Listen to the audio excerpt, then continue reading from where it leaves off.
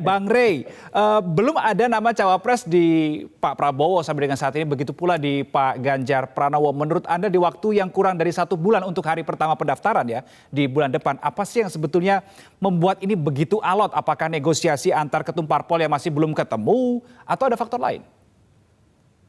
Ya, itu salah satunya tentu. Tapi kan kalau PDI sudah disebut tadi oleh Mas Arya kan, figurnya katanya Pak Mahfud. Begitu ya Mas Arya Bukan, ya. itu kewenangan penuh ketua umum itu, Pak. Oh gitu. Disebut-sebut di dalam tadi Nah, gitu partisipasi ya. publik tadi loh. Saya sebutkan Iya, iya. partisipasi Oke. publik kan Oke. Baik. cukup Jadi begini mulai Mas, mengerucut. kita mulai ke temanya ya. Saya merasa dua poros itu bisa saja terjadi bila satu, ya kan Pak Ganjar bertemu dengan Anies, Ganjar bertemu dengan Caimin, atau sebaliknya, ya Pak Prabowo bertemu dengan Caimin kembali gitu ya, dan Anies ya bertemu dengan Ganjar. Itu dua poros. Tapi kalau membuat Ganjar sama Pak Prabowo bersatu dalam satu perahu, saya kira hanya 10% kemungkinan itu gitu ya.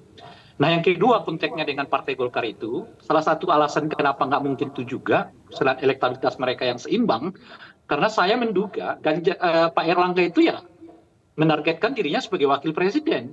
Dan kans itu besar bagi beliau untuk dapat menjadi calon wakil presidennya Pak Prabowo, dan saya mengatakan bahkan di angka 80%. Kenapa saya katakan begitu? Karena Pak Prabowo sekarang seperti nggak punya pilihan. Sebab misalnya Pak Erlangga kemudian nggak dipilih sebagai calon wakil presidennya Pak Prabowo, ya Pak Erlangga bisa seperti yang dilakukan oleh Caimin, pada ujungnya akan berpindah ke tempat yang lain. Dan itu menurut saya akan berbahaya ya bagi Pak Prabowo kalau sampai satu partai yang ada di antara dua partai pendukung Pak Prabowo sekarang ini hengkang juga gitu. Oleh karena itu potensi Pak Erlangga menurut saya kuat. Dan kalkulasi apakah Pak Erlangga akan menambah suara macam-macam, ya mungkin itu kalkulasi kedua dan ketiga. Tapi kalau pertamanya itu adalah jangan sampai lagi ada yang partai hengkang dari Pak Prabowo gitu. Oleh karena itu kans dalam konteks ini, kans Airlangga jadi kuat. Saya mengatakan di angka 80%. Kalau kans Airlangga begitu kuat untuk jadi wakil presiden, ya maksud dia mau dorong Pak Erlangga supaya gabung saja dengan Ganjar ya kan? Bisa nanti dimunaslukan oleh Pak Mekeng kan, kira-kira begitulah asumsinya itu ya kan, kasnya udah terbuka gitu.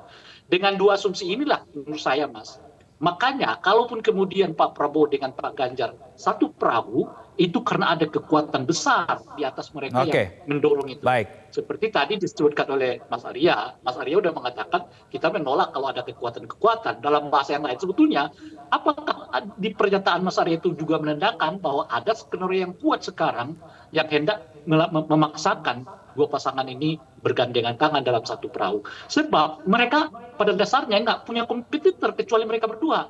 Dan kalau dilihat dengan Anies itu, suaranya masih setengah dari suara mereka gitu.